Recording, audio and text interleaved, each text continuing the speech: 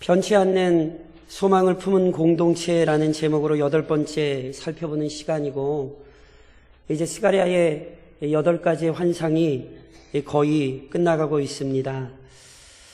익숙하지 않은 예언이고 또 성경의 말씀이시겠지만 그 말씀들을 통해 분명히 기억하셔야 되는 내용이 있습니다.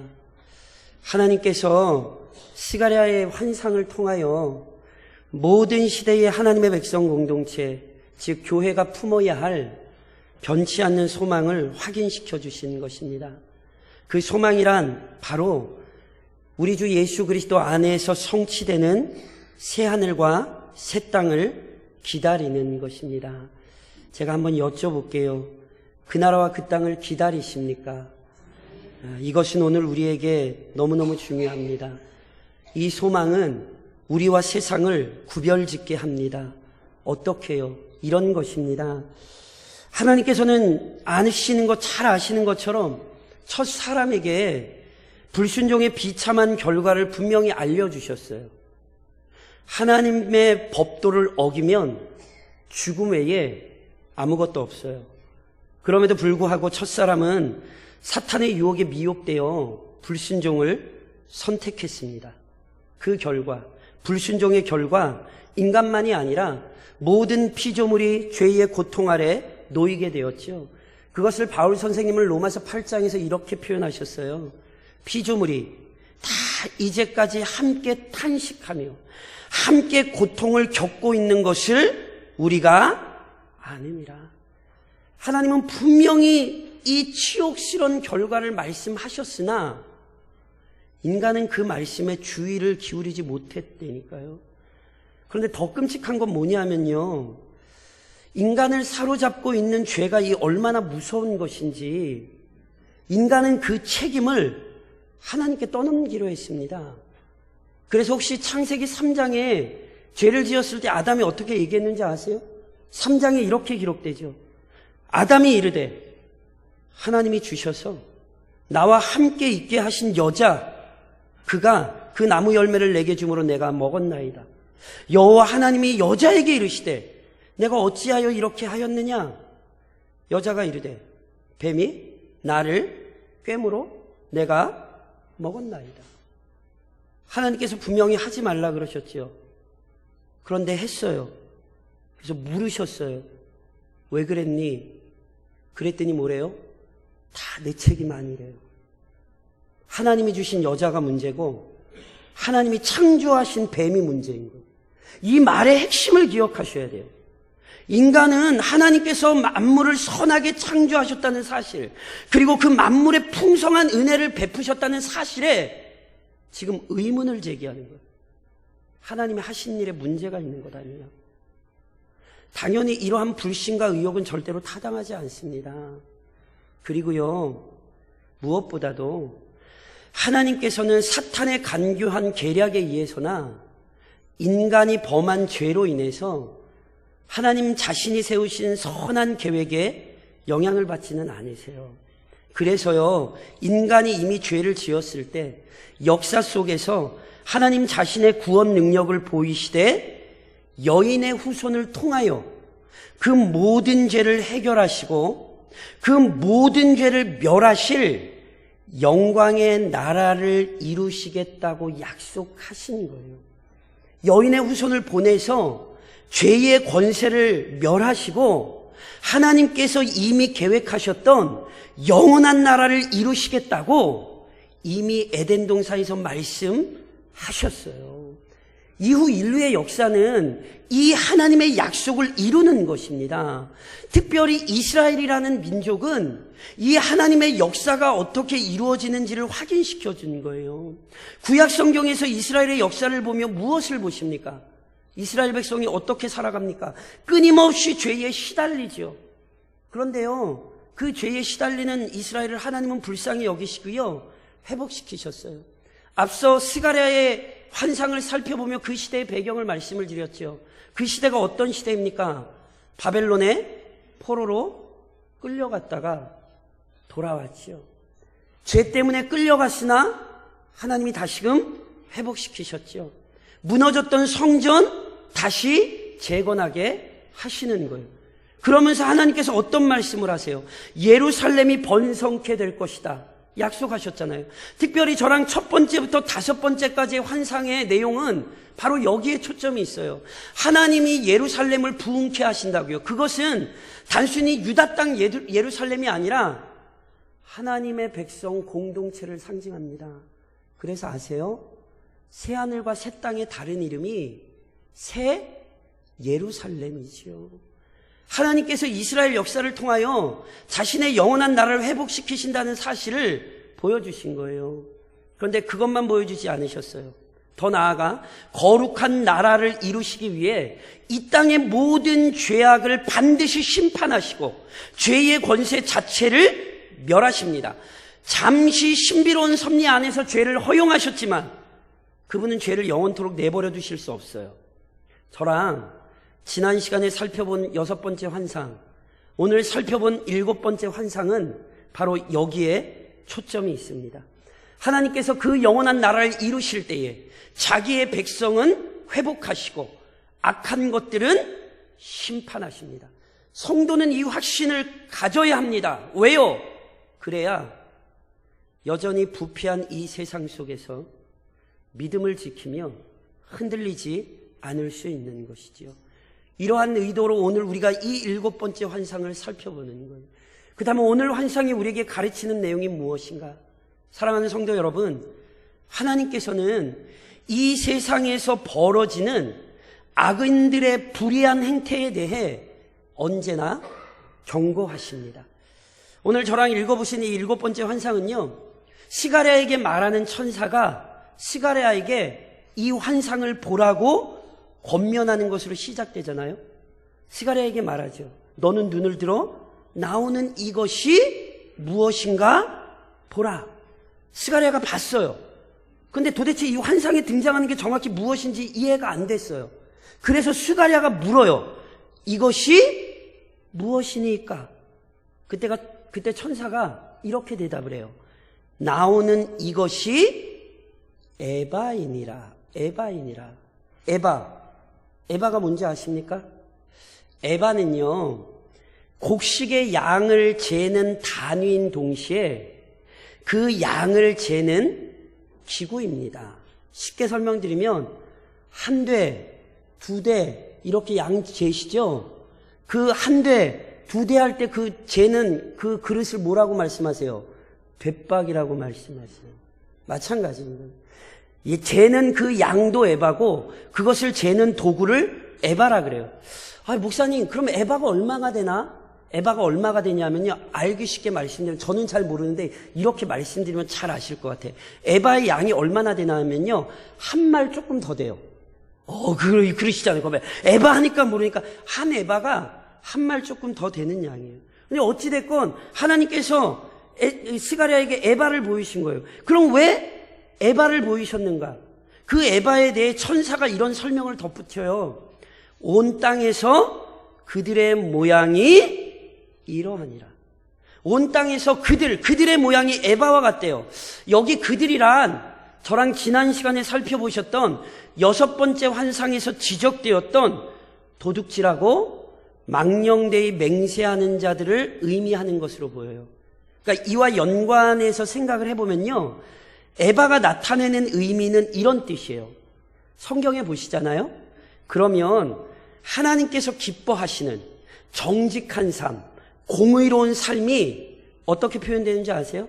예를 들면 레위기 19장에 보면 이런 말씀이 있어요. 너희는 재판할 때나 길이나 무게나 양을 자릴 때 불의를 행하지 말고 공평한 저울과 공평한 추와 공평한 에바와 공평한 신을 사용하라. 나는 너희를 애굽 땅에서 나오게 한 너희의 하나님 여호와이니라. 의로운 사람의 표지가 뭔지 아세요? 의로운 사람들의 특징이 뭔지 아세요? 공평한 에바, 정직한 에바를 사용하는 거예요. 반면 악인의 표지, 악인의 삶의 특징이 반대로 나타나요. 대표적으로 그래서 아모스 8장에 보면 이런 말씀이 있어요. 가난한 자를 삼키며 땅에 힘없는 자를 망하게 하려는 하는 자들아, 이 말을 들으라. 너희가 이르기를 월삭이 언제 지나서 우리가 곡식을 팔며 안식일이 언제 지나서 우리가 밀을 내게 할고 에바를 작게 하고 세계를 크게 하여 거짓 저울로 속이며. 악인들의 삶의 특징이 뭐예요? 거짓된 에바, 속이는 에바를 사용하는 거예요. 그러니까 그들의 모양이 에바와 같다. 이거 무슨 얘기를 하는 거냐면 악인의 삶을 비유하는 거예요. 도둑질하고 거짓 맹세하는 자들이 뭐 한다는 거예요? 끊임없이 악한 행실로 타인을 괴롭히고 있는 현실을 하나님이 지적하시는 거예요. 이러한 악한 일들이 벌어지고 있는 현실을 하나님께서 환상으로 보여주시는 거예요. 그럼 왜 하나님께서 환상으로 이걸 보여주시겠습니까? 하나님께서 남유다 백성들 사이에 이루어지고 있는 죄악을 하나님이 모두 보신다는 말씀이에요. 6번째 환상에서도 저랑 똑같은 진리를 살펴보셨잖아요. 하늘에 뭐가 날고 있어요? 저주의 두루마리가 날고 있어요. 그래서 도둑질하는 자, 맹세하는 자를 살피고 계신다 그랬죠. 심지어 그들의 집에 그 저주의 두루마리가 들어가서 그들의 모든 죄를 파헤치신다고 하셨잖아요. 무슨 얘기예요? 비록 사람의 눈을 속일 수는 있어도 인생의 심판자이신 하나님을 속일 수 없어요. 지금 선지자가 이 환상을 통해 여전히 이 땅에서 악을 행하는 자들에게 경고하는 거예요. 시편 105편이 우리에게 무엇라 가르칩니까? 그는 여호와 우리 하나님이시라. 그의 판단이 온 땅에 있도다. 하나님이 지금도 이 땅의 불의한 행태를 보고 계시고 경고하십니다. 그 경고를 받으십시오. 더 나아가서 하나님께서는 이 세상에서 벌어지는 악한 일들을 제어하고 다스리십니다. 천사는 스가랴가 보고 있는 것이 에바라는 걸 알려줬잖아요. 그런데 스가랴가 볼 때 실은 에바만 있던 게 아니에요. 그러니까 돛빵만 하나 딸랑 있던 게 아니에요. 천사가 이렇게 덧붙였어요. 이 에바 가운데에는 한 여인이 앉았느니라. 지난 시간에 6번째 환상에서 날고 있는 두루마리를 봤는데 그게 일반적인 크기의 두루마리가 아니었잖아요. 길이가 9m나 되고 폭이 4.5m나 되고, 오늘 환상에서 본 에바 역시 일반적으로 한 말 크기를 재는 크기가 아니었어요. 그래서 심지어 어느 정도였어요? 그 에바 안에 뭐가 들어가 앉아 있어요? 여인이 들어가 앉아 있어요. 그런데요, 이 여인이 그냥 자기 스스로 걸어 들어가가지고 에바에 들어가 앉은 게 아니에요. 이후에 이어지는 말씀을 보면요, 성경의 8절에 분명히 이렇게 표현이 되어 있어요. 그 여인을 에바 속으로 던져놓고, 그 여인이 스스로 들어간 것이 아니라 누군가 그 여인을 에바 안으로 던졌어요. 아이고, 누가 여인을 그렇게 집어 패대기 쳤대? 이 환상의 의미를 좀 이해하셔야 돼요. 그러니까 이 여인이 상징하는 바를 우선 이해하실 필요가 있어요. 천사가 이 여인에 대해 이렇게 설명을 해요. 이는 악이라. 무슨 말씀인지 아시겠어요? 지금 스가랴가 본 여인이 그냥 단 한 사람의 사람을 의미하는 게 아니에요. 이 여인은 뭘 의미한다고요? 악을 의미하는 거예요. 목사님 질문. 아니 왜 남자도 있는데 여자가 악이야? 몰라요. 저도. 성경이 그렇대요. 성경이 이 여인이 그냥 사람이라는 게 아니라 이 여인이 지금 악을 상징하고 있는 거예요. 그러니까 보세요. 이 여인이 에바에 들어있다는 게 지금 무슨 뜻이냐면, 사람이 에바로 양을 재듯이 온 땅을 심판하시는 하나님께서 이 세상의 악을 측량하신다는 거예요. 악을 측량하신다는 거예요. 실제로 하나님께서 행하시는 이러한 일들을 잘 보여주는 성경의 기사가 나와요. 예를 하나 들어드릴까요? 바벨론 왕 벨사살이요, 어느 날 신하들을 모아놓고요 잔치를 벌였어요. 그때 이 벨사살 왕이요, 자신의 위엄과 바벨론 제국의 힘을 좀 이렇게 자랑하고 싶어서요, 그의 부친 느부갓네살이 예루살렘 성전을 파괴하며 빼앗아온 그 성전의 기물들을 가져오겠어요. 야, 우리 아빠가 예전에 예루살렘에서 뺏어온 그거 기물 가져와. 그래서 그 기물을 가져와 놓고는 원래는 그 하나님께 드려졌던 그 거룩한 성물들로 뭘 했는지 아세요?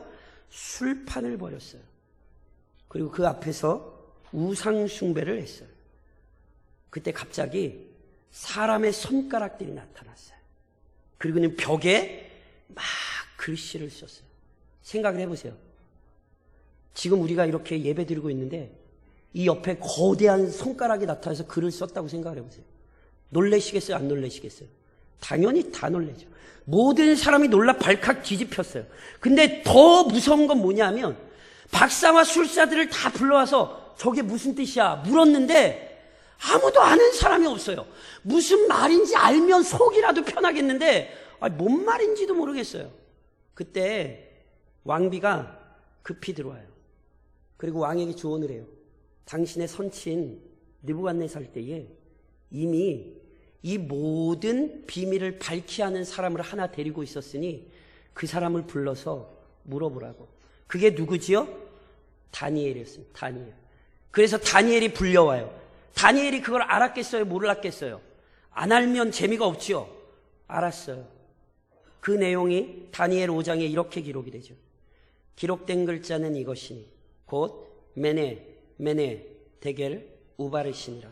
그 글을 해석하건대 메네는 하나님이 이미 왕의 나라의 시대를 세워서 그것을 끝나게 하셨다 하며 데겔은 왕을 저울에 달아보니 부족함이 보였다 하며 베레스는 왕의 나라가 나뉘어서 메대와 바사 사람에게 준 바 되었다 함이니이다.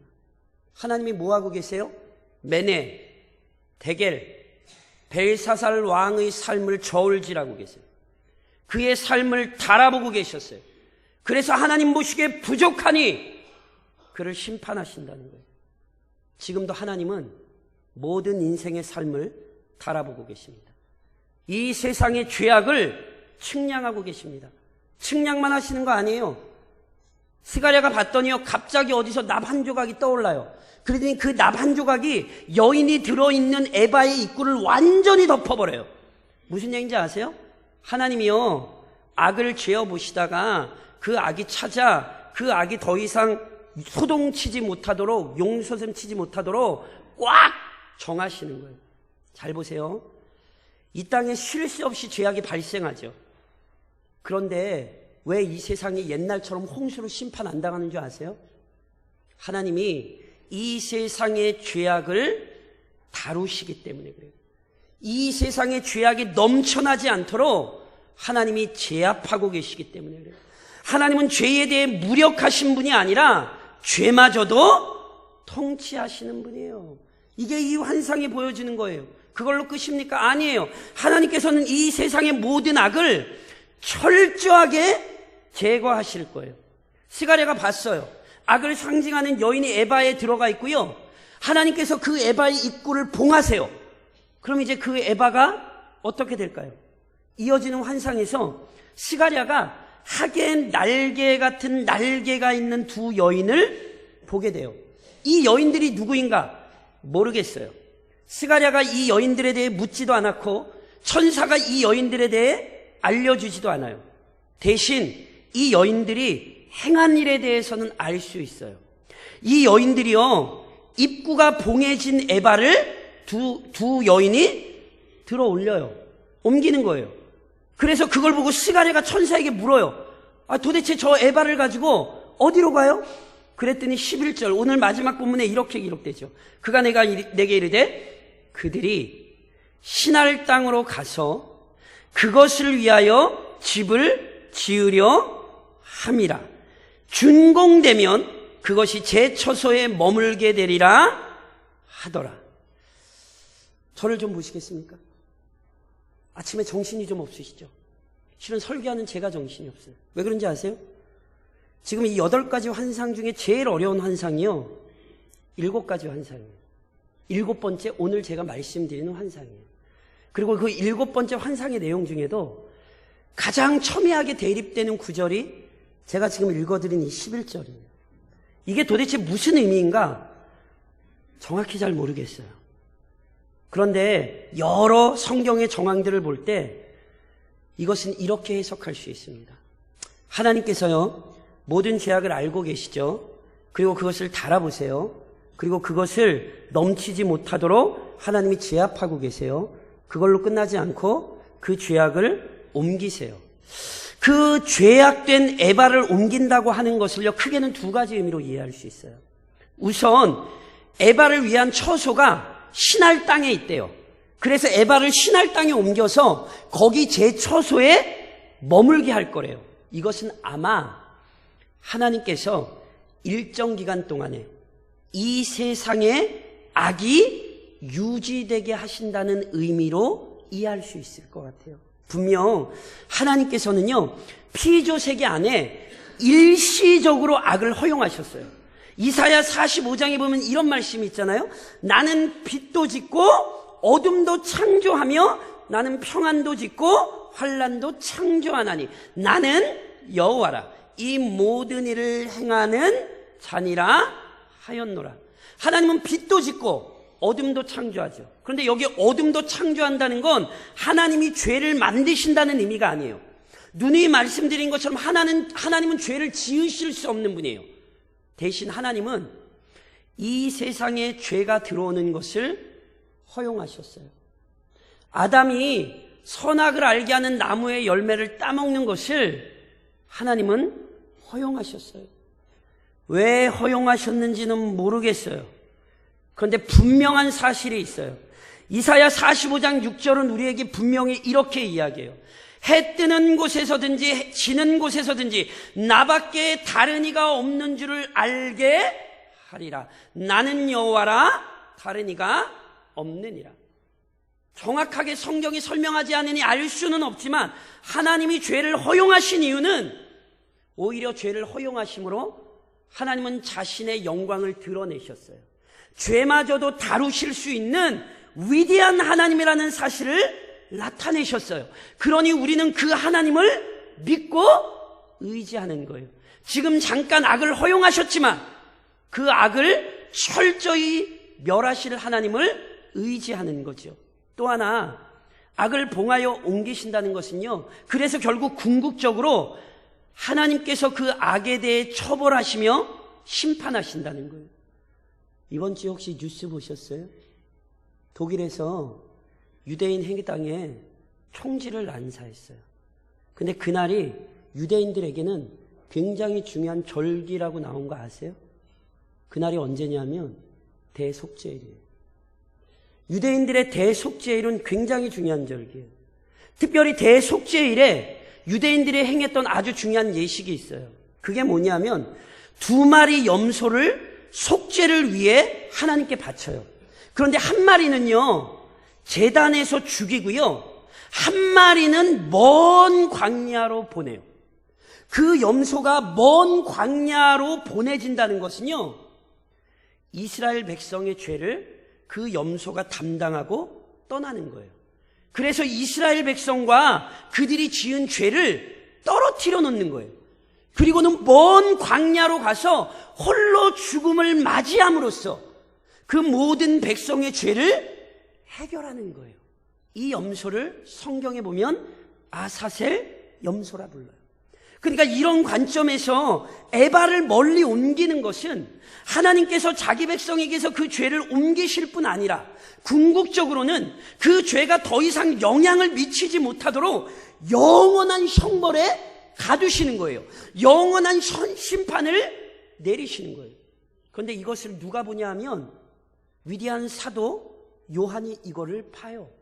예수님께서 재림하실 그날에 하나님께서 새하늘과 새 땅을 여실 때에 무슨 일이 있는지 아세요? 계시록 20장에 이런 말씀이 있죠.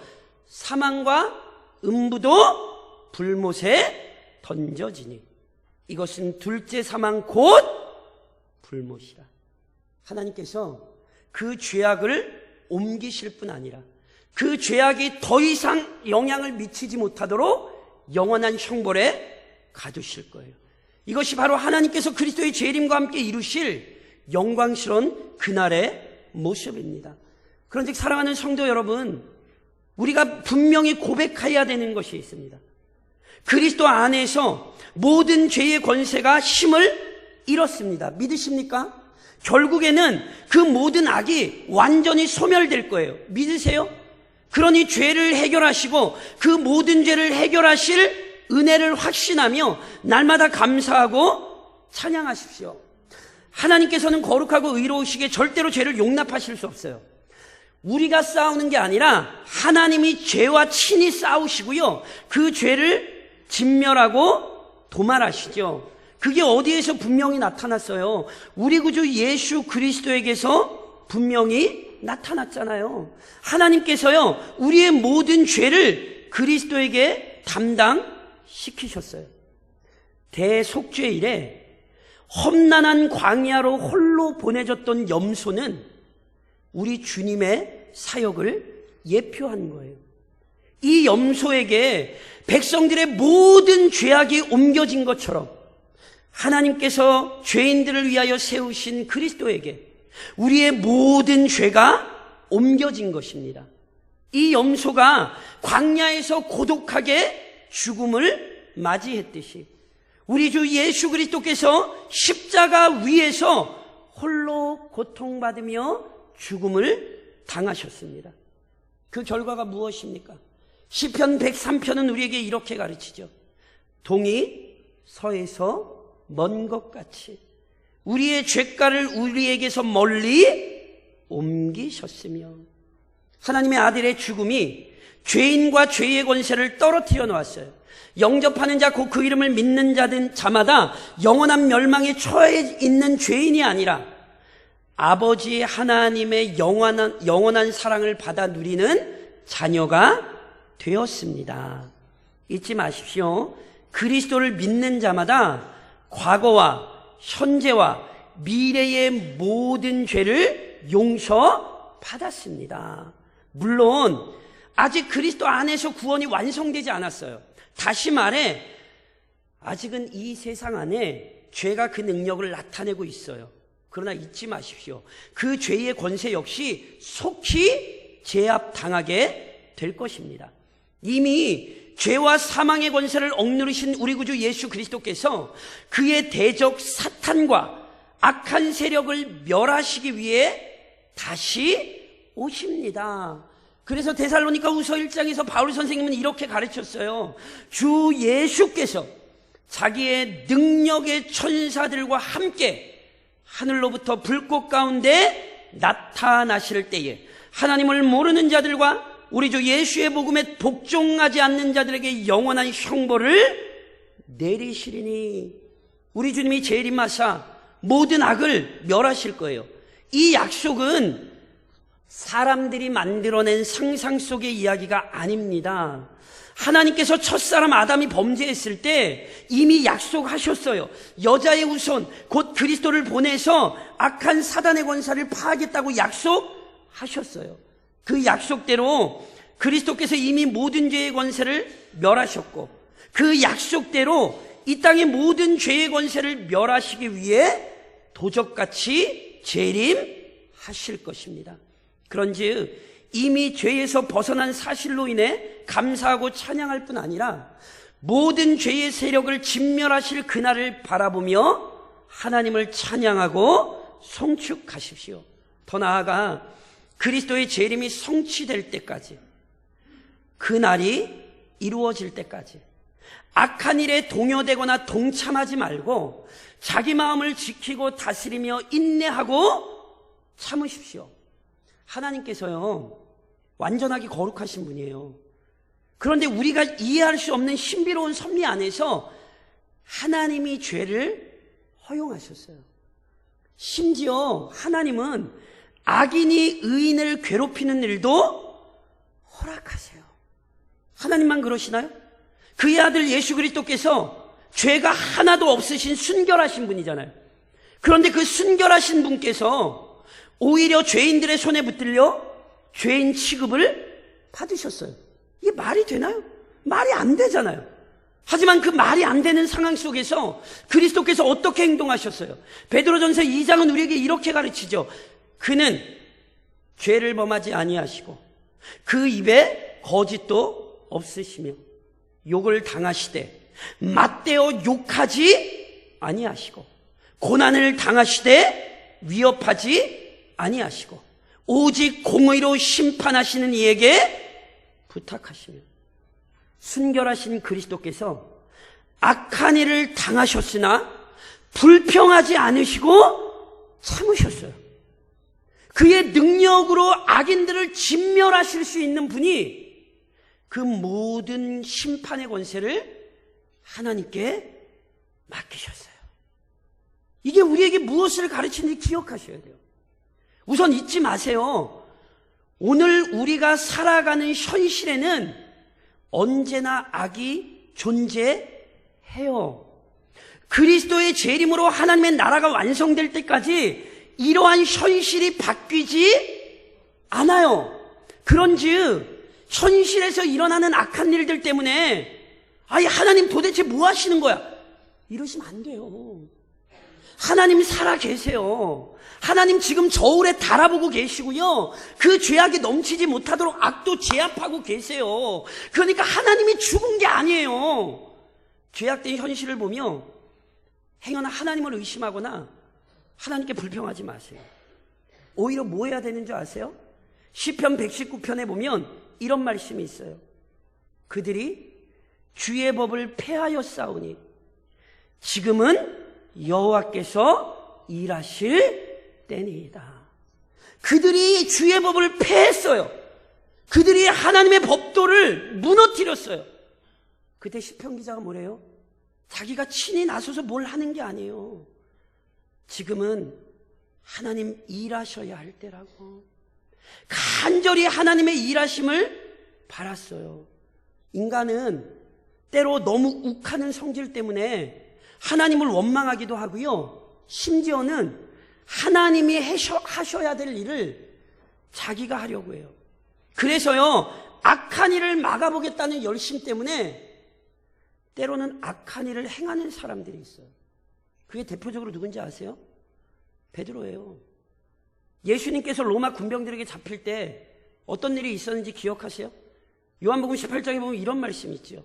이에 시몬 베드로가 칼을 가졌는데 그것을 빼어 대제사장의 종을 쳐서 오른편 귀를 베어버리니 그 종의 이름은 말고라. 베드로가 예수님을 지키고 싶었어요. 그런데 그 열심이 지나쳐 악을 악으로 갚았어요. 우리 주님 뭐라고 말씀하시는지 기억하세요? 칼로 흥하는 자 칼로 망할 거라고 말씀하셨어요. 악이 득세한다고 같이 악으로 맞서지 마세요. 저는 이 시대의 한국교회가 좀 그랬으면 좋겠어요. 광화문 가고 싶으세요? 서초동 가고 싶으세요? 왜 답변들을 안 하세요? 광화문 가고 싶으세요? 서초동 가고 싶으세요? 알아서 하시되 먼저 주의 전에 머리를 숙이세요. 그게 그리스도인이에요. 제발 부탁인데 광화동이란다. 광화문을 가시든지 서초동을 가시든지 예수의 이름을 팔지 마세요. 각자 소견에 옳은 대로 행하면서 거기에 하나님의 이름을 들먹이고 기독교의 이름 들먹이지 마세요. 우리가 해야 될 건 여호와여 일하실 때입니다. 하나님의 은혜를 바라는 거지 자기의 개인적인 소견에 하나님의 이름을 팔지 마세요. 악이 일어난다고 같이 악으로 맞서지 마세요. 물론 지금 하나님의 심판이 지연되는 것 같아서 저래도 되나 보다 그러시면 안 돼요. 잠언 11장이 우리에게 뭐를 가르칩니까? 내 아들아 악한 자가 너를 꿰일지라도 따르지 말라. 지금 당장 무엇이 안 일어난다고, 지금 당장 하나님의 심판이 안 이루어진다고 저렇게 살아도 되는구나 그렇게 여기시면 안 된다고요. 은연중에 악인들의 삶을 부러워하거나 은밀히 따르지 마십시오. 오늘 성경이 뭘 얘기하는지 아세요? 하나님께서 자기 뜻대로 모든 세상을 다스리신다는 사실을 확신하며 자기의 마음과 생각과 뜻을 순결하게 지키라는 거예요.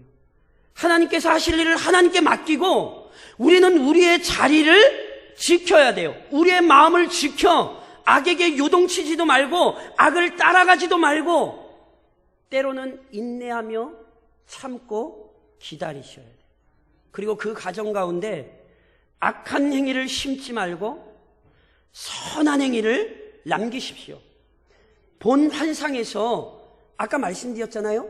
에바 자체가 악한 것을 상징했거든요.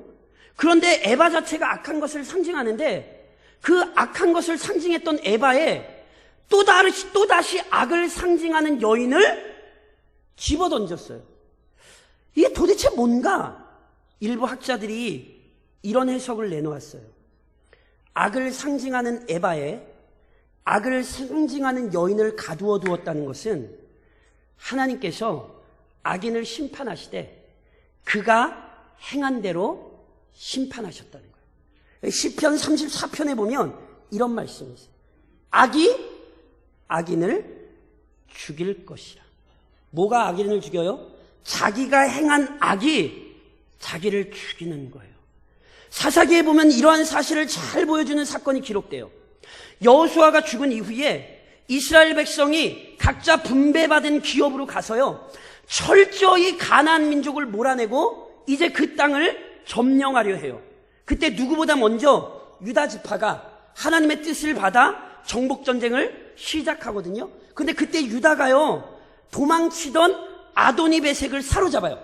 근데 아도니베섹, 그 베색의 왕을 사로잡아서 뭘 하냐면 그의 손가락과 발가락을 잘라요. 근데 이거 실은 뭐냐면요, 고대 근동의 아주 악습, 안 좋은 풍습. 다른 나라의 왕을 멸시하고 그 민족들을 무시하는 차원에서 칼을 못 잡게, 말을 못하게 손가락과 발가락을 잘라버리는 거예요. 사람을 병신을 만드는 거예요. 근데 이스라엘 백성이 그 일을 하거든요. 근데 그때 아도니베섹이 사사기 1장에 이런 얘기를 해요. 아도니베섹에 이르되 옛적에 70명의 왕들이 그들의 엄지손가락과 엄지발가락이 잘리고 내 상 아래에서 먹을 것을 줍더니 하나님이 내가 행한 대로 내게 갚으심이로다. 뭐라고 얘기해요? 하나님이 내가 행한 대로 내게 갚으심이로다. 이 사람 지금 회개하는 거 아니에요. 착각하시면 안 돼요. 이 사람은 이방왕이에요. 하나님 안 섬겨요. 그런데 그의 입에서 무슨 얘기가 나와요? 하나님이 내가 행한 대로 내게 갚으심이로다. 이방왕을 통하여 유다 백성 지금 들으라는 거예요. 뭐라고요? 니네 악한 일 행하다 하나님이 그 악한 일로 동일하게 너희 심판하신다. 이것을 하나님의 백성이 듣게 하신 거예요. 사랑하는 성도 여러분, 우리는 이 음성을 귀 기울여 드려야 돼요. 왜요? 사도 바울 선생님 역시 갈라디아서 6장에서 이렇게 말씀하시죠. 스스로 속이지 말라. 하나님은 업신여김을 받지 아니하시나니 사람이 무엇으로 심든지 그대로 거두리라. 제가 누누이 말씀드린 것처럼 저는 정치인이 아닙니다. 제 얘기를 어떤 정치적인 색깔로 들으시면 안 돼요. 저는 정치인이 아니라 저는 목사예요. 그런데 이번 나라의 혼란스러운 사태에서 이런 얘기가 많이 나돌더라고요. 촛불로 흥한 자 촛불로 망한다고. 저는 이 정부가 아니라 모든 사람이 이 말을 새겨드려야 돼요. 한때 이전 정부를 욕하던 잣대로 그대로 자신들이 당하는 형국, 내로남불은 이번 현 정부만이 아니에요. 이것은 역사 속에서 끊임없이 반복되는 거예요. 그걸 보고 뭘 깨달으셔야 돼요? 아, 나는 빨간색이 좋아, 파란색이 좋아? 제발 성경을 좀 보세요. 그게 빨간색의 문제고 파란색의 문제예요? 노란색이면 괜찮아요? 푸르딩딩, 시푸르딩딩이 한 색으로 바뀌면 괜찮아요? 그게 그 문제가 아니에요. 무슨 문제예요? 하나님이 행한 대로 갚으세요. 사람이 무엇으로 심든지 그대로 거두는 거예요. 우리는 어떤 진보냐 보수냐를 보는 게 아니라, 와, 하나님 무서우신 분이구나. 정말로 사람이 심은 대로 하나님 거두게 하시는구나. 이걸 깨달으셔야 된다고요. 그러니 오늘 본문 말씀으로 우리의 삶을 잘 세우셔야 돼요. 그리스도인으로서 행여나 악의 씨를 뿌리지 않도록 주의하셔야 돼요. 그리고 악의 씨를 안 뿌리는 게 끝이 아니에요. 선한 씨를 뿌리십시오. 왜요? 계시록 22장에 이런 말씀이 있습니다. 보라, 내가 속히 오리니 내가 줄 상이 내게 있어. 각 사람에게 그가 행한 대로 갚아주리라. 아멘이세요? 그러면 악한 것 그만 끊고 선한 것을 뿌리시겠지요. 심은 대로 거두게 하시겠다는 말씀이 내게 저주가 아니라 복이 되게 하십시오. 그래서 이번 한 주간도 그 하나님의 은혜 가운데에 선한 것들을 수고하고 뿌리며 영광스러운 상급을 기대하는 소망으로 사시기를 우리 주님의 이름으로 권면드립니다.